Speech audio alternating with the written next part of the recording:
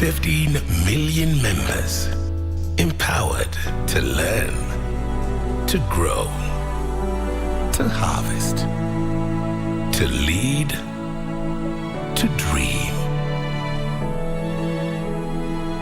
Equity. Karibu member.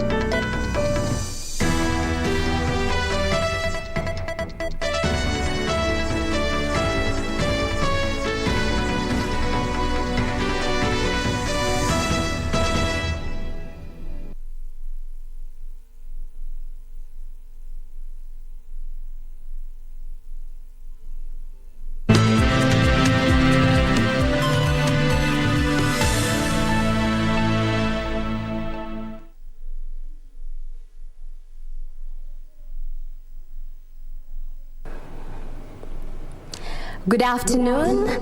This is Lunchtime News. My name is Wambiru. Sign language interpreter is Anne Wangeshi.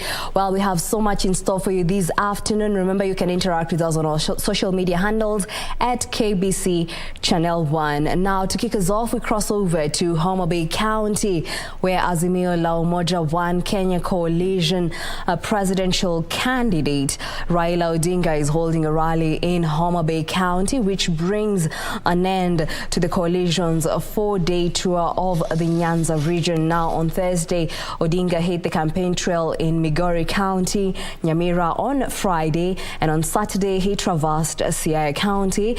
Well, at the moment, those pictures on your screen are various members of the political divide addressing members of the public. We shall be revisiting that as currently John Badi is speaking. He's using vernacular languages. We shall be revisiting that, and so we shall be moving on to Westlands, where earlier on Azimio la Umoja One Kenya Coalition running mate Martha Karua has called on Kenyans to elect leaders who have proven their integrity.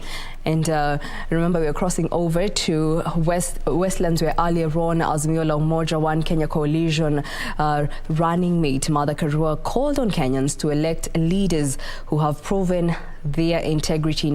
Speaking at Africa Divine Church in Westlands, Karua warned the congregation of corrupt leaders purporting to be Christians. Karua has also called on political leaders to desist from politics of threat. Na kwa yale anafanya. Na kuwa Mkristo sio ubatizo peke yake, na sio kuja kanisa, ni tabia. Na wale tunatafuta uongozi, tuwe na subra, tusianze kutoa vitisho kwa wenzetu.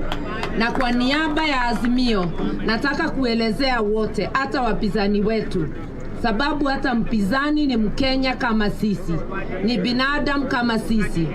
Sisi hatufikiri wapinzani ni maadui, wapinzani ni ndugu zetu. Kwa hivyo tunawaahidi na Wakenya wote kwa jumla, sheria itatumika kwa kila mtu sawa sawa.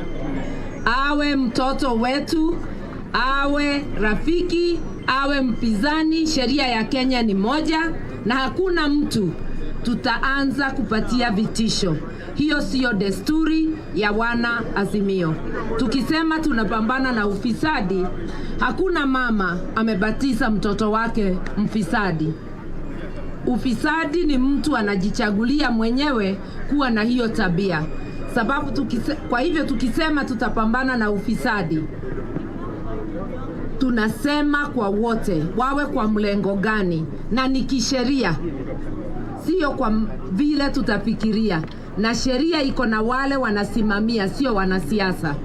Kwa hivyo hakuna haja ya vitisho, na sisi tutaendelea kuwa na unyenyekevu hata tukipata kiti. Mungu atuonekanie na wananchi mkubali kutupatia hizo kura. Well, that was Azimio la Umoja running mate Martha Karua speaking earlier on in Westlands. So we now move on. Kakamega Governor Wycliffe Oparanya has urged voters in Busia County to elect the Azimio la Umoja One Kenya presidential candidate Raila Odinga in the next polls. Oparanya, in rooting for Raila, said the region will reap big under an Azimio administration. Kakamega Governor Wycliffe Oparanya has taken the Azimio la Umoja campaign to Busia County to drum support for the presidential candidate Raila Odinga ahead of the August polls. It is here that he called on voters to entrust Raila with the region's development. Busia pia tuwe na majeshi yote chini ya ODM ya Raila Amolo Odinga. Tukifika tarehe 9 mwezi wa 8, nataka muamuke asubuhi kura zote za urais kwa Raila Amolo Odinga. He said the Azimio administration will expand the rice irrigation scheme in the region, as well as improve infrastructural development. Huko Kakamega tumesema president ni Raila Amolo Odinga. Kwa maana tumeona sisi kama Waluya yeye anatujali. Si namna hivyo? Kwa maana kutoka January mnajua watoto watasoma free. Sisi watu wa Vihiga, sisi tumekataa, tunasema yule ambayo tutaunga mkono ni baba Raila Amolo Odinga. Elsewhere, the business community in Nakuru County has thrown its weight behind Nakuru UDA gubernatorial candidate Susan Kihika. Speaking in Nakuru City, the business community, led by Matatu Owners Association Chairman Stephen Muli, said they have confidence in the leadership of Kihika, revealing that she is the only one who can take care of the interests of businesses and the region. Ukiangalia kwa hii miaka 5 inaisha, biashara zetu zimeathirika sana. Kwa nini? Governor tulio naye alikosa kuangalia biashara zetu, na aliweza kuachilia biashara hapa mjini zikaweza kufilisika. Kuna agenda ambayo tunatengeneza itakuwa ni agenda ya Nakuru County, ambayo agenda yenyewe tutakuwa na sekta zote ambazo itakuwa kama ni chata yetu na governor ambaye atakuja, ambayo tutaitumia kufuatilia kuhakikisha kwamba wananchi wanapata maendeleo na zile services ambazo wanahitaji katika Nakuru County. And a section of traders from Githurai Market said they will support the Azimio la Umoja One Kenya alliance in the upcoming polls. The traders exuded confidence that the Raila presidency will help fight against land grabbing that has become rampant in many parts of the country. Ile jambo ambayo yenye inatufinyilia hapa Githurai ni uwanja wa soko. Tunaomba mama akikuja kesho aweze kuangalia wananchi wa Githurai, washikane na viongozi wa hapa Loisambu, ndiposa tukaweze kupata kiwanja ya kujengewa soko, ndio sisi wa mama na wanayuthi wenye wanafanya biashara dogo dogo tupate bahari ya kufanyia biashara. Sisi hatuchagui suti ama sisi hatuchagui, tunataka kuchagua yule kiongozi tunajua atatuongoza vizuri. They condemned all forms of electoral violence and urged Kenyans to embrace peace. Sisi hatutakubali mtu ambaye ataharibu amani. Wapi? Amani huku. Tunataka tuwe na amani. Timothy Kipnusu for Lunchtime News. Now, church leaders in Mbeere are calling on the political class to desist from utterances that are likely to cause chaos in the country. Led by Anglican Church of Kenya's Bishop Dr. Moses Masamba, the clergy said vote hunting should be about ideas and not chest thumping. The political class has been called upon by the men of cloth to be peace ambassadors during their campaigns and avoid divisive politics that they seek to woo voters. Diocese Bishop Dr. Moses Masamba, who presided over the opening of the Kimberi Bible Translation Center in Embu County, said the church will continue to preach peace. Waombe kura, wafanye kampeni kwa heshima ya mwingine na ya wananchi, na siku ikifika tarehe 9 wananchi wajitokeshe kwa wingi tuweze kuwachagua, na yule atachaguliwa apewe heshima, na wale watachaguliwa tunatawajua pia tunawatambua ni viongozi wetu. They called on the youth to avoid being used by politicians to spread hate and cause chaos. Tumeona watu wakitusiana kwa mtandao, tumeona wengine wakitusiana kwa magari, wakienda kwa kisiasa, kipiga siasa na tusiana, lakini tunaomba siasa ni karata. Tufanye karata yetu bila matusi, bila kupigana, bila bloodshed. Mtu akienda kufanya campaign asipigwe makelele na mwingine. Uchaguzi na kuchaguliwa yote tufanya na njia ambayo italeta maendeleo, na kuunganisha Wakristo, kuunganisha wananchi wote wa Kenya. Locals welcomed the translation of the Bible into the local dialect, saying it will go a long way in spreading the gospel at the grassroots. Isafar reporting for Lunchtime News. Well, that report by Yusufara brings us to a first break here on Lunchtime News. Don't go too far. We still have more news coming up.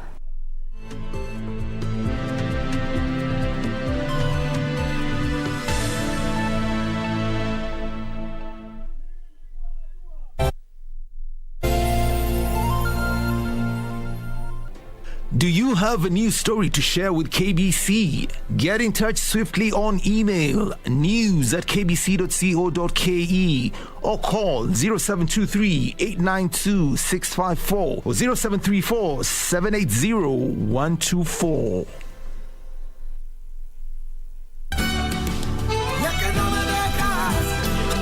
To talk to Lionel. Ask him not to leave me. He asked me for a divorce and I can't do that. I really don't want a divorce. You don't miss a chance to be near my wife, do you? Congratulations. You didn't take my words seriously. Mr. Murat. To go.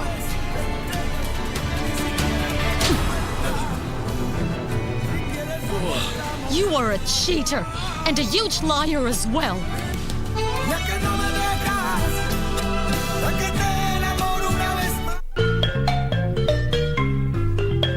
Kwenye mkulima. Okay, aina hii mpunga inaweza kukuzwa pale popote Kenya, lakini inataka altitude ya not more than 2100 meters above sea level. Kisha tunataka kuencourage youth wapende agriculture. Usikose kujiunga nami Jumapili saa 9:30 nikupe uondo kamili.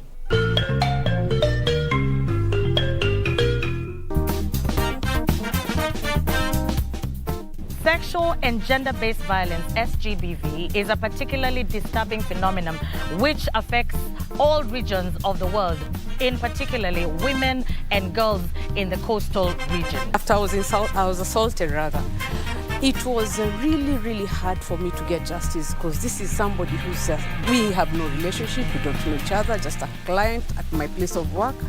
And these are our children, they have been abused. And most of the time the perpetrator is usually the relative, the neighbor, as not a stranger. Because of the culture and where we come from, it's a bit difficult for sometimes people to pursue gender-based violence issues, or to pursue justice.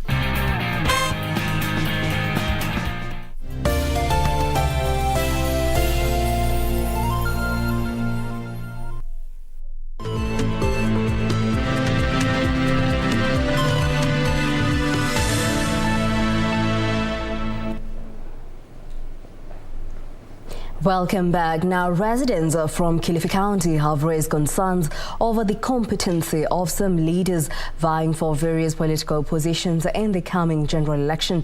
They have lamented how unfortunate it is that some hopefuls cannot express themselves and that their capacity to provide leadership is questionable. The residents of Kilifi County said their interest is to get a leader who is going to address the issues affecting the people, such as health and tourism, education and job creation. Tuonyeshe ule uzalendo kwa nchi inapenda amani, tukue na amani katika nchi, tufanye uchaguzi wetu wa salama salimini. Ninaomba ule governor atakayeingia awe ataweza kuangalia mambo ya tourism, kwa sababu katika Malindi yetu hii sisi huwa tunategemea tourism hapa Malindi. To help the locals make the right choices, human rights group from Kilifi County have been conducting live debates among members of the county assembly from all the 35 wards. The aim of the debate is to help the electorate pick deserving leaders.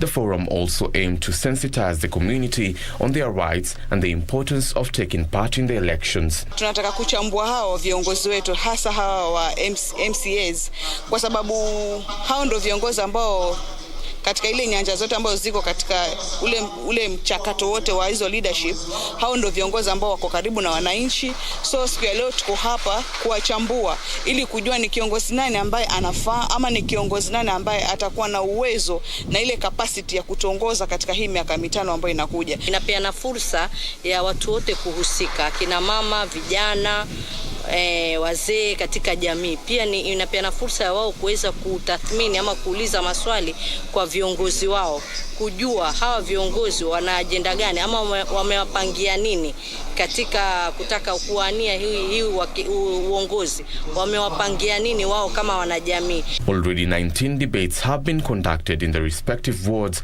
but surprisingly none of the incumbent MCAs turned up for the debates. The leaders shall sign manifesto prepared by the community as a commitment to deliver once they are elected. Mdahalo huu unawapea fursa wananchi wenyewe wakaweze kuwajukumisha wale viongozi. Ndio maana katika mwisho wa hafla hii basi kuna manifesto ambayo iliandaliwa na jamii yenyewe, ambao wale viongozi wote ambao wako hapa wanawania wadhifa wa MCA basi watakuwa na fursa ya kusaini ama kutia kidole yale matakwa ya wananchi wa wodi hii ya Malin Town. Elvis Otieno for Lunchtime News. And on matters health, members of the public have been urged to embrace early cancer screening to avoid the cost implication of the disease where it has progressed. Speaking at Teresa Bobalesh's Cancer Foundation, Lillian Merita, who is the founder, noted that early detection of the disease aids in finding quick solutions.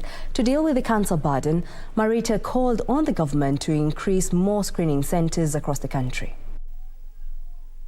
Breast cancer remains the leading cause of cancer in women in Kenya, with more than 50% of the cases presenting in women below the age of 50. This not only causes family stress, but also drain their resources if not well managed at an early stage. But medical experts are of the view that if well sensitized, the public can deal with the situation at the nascent stage. The biggest challenge in cancer is not even in the treatment. It is in the lack of awareness, which is what we need to invest in as a country, to create awareness, to have annual medical checkups at the local hospital that we have in our own homes. Because the stakeholders have further noted that there is a need for the country to acquire more screening equipment that will aid in the fight against this silent killer disease. The government needs to focus on this monster killer because it is a silent disease which does not give any invitation when it is attacking. And when our women are suffering from it, they don't get that early screening. That is where I'm urging our government, at least we have supplies of medical equipment, especially screening machines, into our local villages, our local communities, so that our mothers can have access into that. The co-founder of Teresa Bobalesh's Cancer Foundation, Isaiah Akenga, noted that the organization aims at decentralizing cancer services in the country and create more awareness to avert more deaths attributed to breast cancer. We're expecting to go back to the villages because that's where mortality rate is so high. However, people don't understand exactly what's happening. We are targeting in Kisii County and Nyamira County, and we are working from Nairobi County. So we have 3 counties which we are virtually targeting. Jacqueline Masharia for Lunchtime News.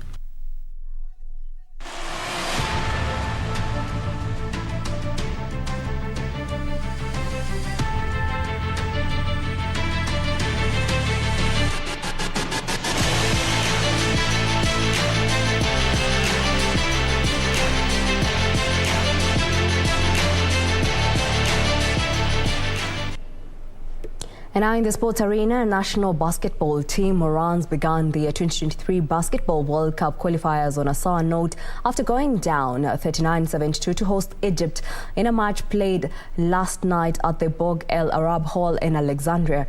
The top 3 teams in each group advance to the second round of the qualifiers, and the matches will be beamed live from KBC Channel 1. Reigning coast champion Suleiman Fadhili is the winner of the 2022 Red Bull Street Style National Football Challenge held in Nairobi last night. Meanwhile, over 400 participants turned out for the Inter-County Fitness Challenge held in Eldoret to sensitize the public on the need to keep fit and promote peace and cohesion during the current electioneering period. The 36-year-old Suleiman Fadhili edged former national ace Martin Kibera by 0.5 points to be crowned the new Kenyan king. Tayarisho yangu ilikuwa tu ni kufanya mazoezi all the time, asubuhi na jioni nafanya exercise, na siogopi kujaa michanga kwa manguo ama watu kuniona juu mimi nilikuwa najua nataka mwili wangu uzoe kile kitu mimi nataka. Street style football is the art of doing tricks with a football, performing impossible feats to dazzle the crowds. The trick involved juggling, controlling and balancing the ball impressively with almost a magical adhesion. As a result of the feat, Fadhili walked away with 70,000 shillings cash prize and will represent Kenya in the Continental Virtual Contest slated for July. Initially, we were being mixed up with guys from Europe, Asia, and South America. But now we have a very good chance of going to the world platform where we're going to meet other really skillful young people from Africa. And then the winner from that competition will go on to the world stage.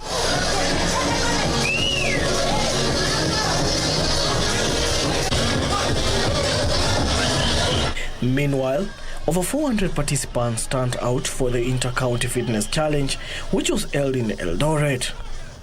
The challenge, which is held monthly, is aimed at sensitizing the public on the need for keeping fit, and organizers used it to preach the need of promoting peace and cohesion during the election period. Here in Uasin Gishu, we keep peace. We believe that this coming election, we have this challenge from different counties, people from different tribes. We have come here together, no matter which tribe you are. Kufanya working out ni mzuri kwa sababu unaepuka madhara ya kimwili. Nasema lifestyle diseases. Sasa unaepuka hizo ukifanya workout. The challenge, which was launched last year, is open to the public participation. The organizers target to take the challenge to more counties in Kenya before the August 9th elections.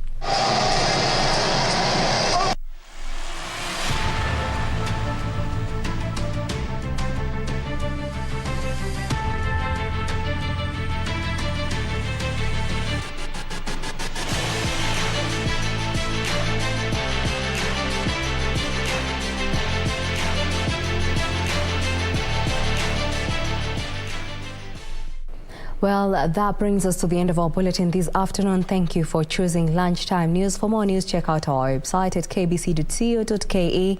My name is Jackie Wambiru. Our sign language interpreter is Anwangeshi. Enjoy the rest of your Sunday.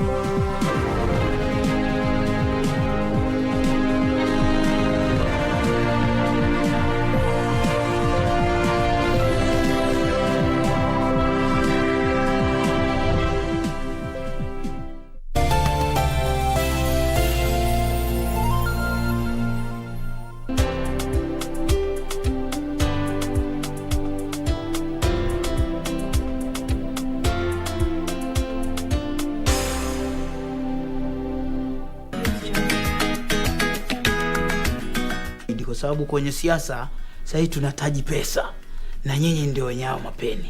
Huyo mtu atakaposhikwa, akikamatwa, atasema aliyemtuma ni nani. Yani